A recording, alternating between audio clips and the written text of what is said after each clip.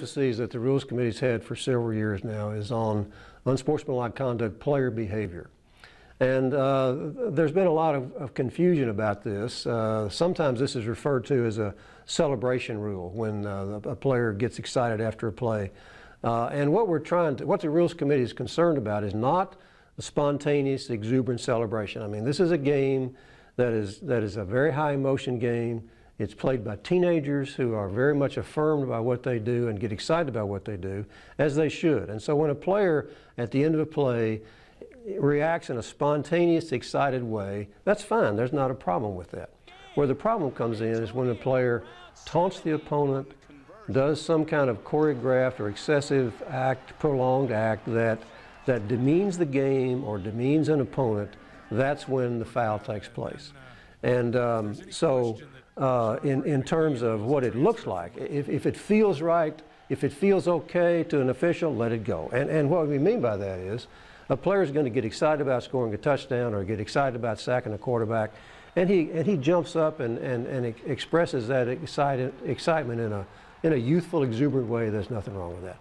But when he gets into a throat slash or signaling for a first down or standing over opponent with arms crossed, and the change you're going to see, not in 2010, but the Rules Committee made this change for 2011. They made the change in 2010, but for 2011. That if we have such an act, which happens while the ball is alive, it's going to be, the team will be penalized just as if it happened while the ball is alive, just like a clip or holding or anything else. The way it happens now is that if let's say that the ball carrier is about to score a touchdown and at the 10-yard line, he turns around and makes an obscene gesture at the opponents or breaks into a goose step as he crosses a goal line or something like that, then we throw the flag and enforce the penalty either on the extra point or the kickoff.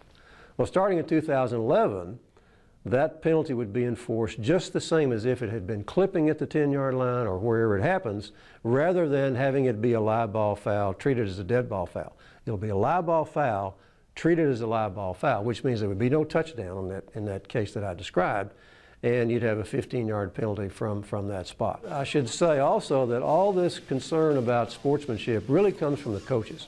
The American Football Coaches Association is very much behind these changes. The AFCA board and the AFCA Rules Committee, which is entirely made up of coaches from all divisions of college football, are very much behind this emphasis on sportsmanship. Again, the idea is not to take celebration out of the game. There is no celebration rule. There is no penalty for celebration, but it's the obscene or the demeaning act, the taunting act, the act that makes a mockery of a game, that draws attention to oneself in a prolonged way, and is something that is just feels wrong. If it feels wrong, it's probably wrong, and so it ought to be flagged. One of the things that the coaches always emphasize, and this has to do with uniforms, it has to do with player behavior of all kinds, is that football is a team game, and so an excessive choreographed act or some kind of demeaning or taunting or drawing one's attention to oneself as distinct from the team. And when a player scores a touchdown, he didn't do that by himself. He did that because his teammates blocked, they executed their assignments. It's a team game, and the coaches want to emphasize the team aspect of the game with regard to these unsportsmanlike conduct acts.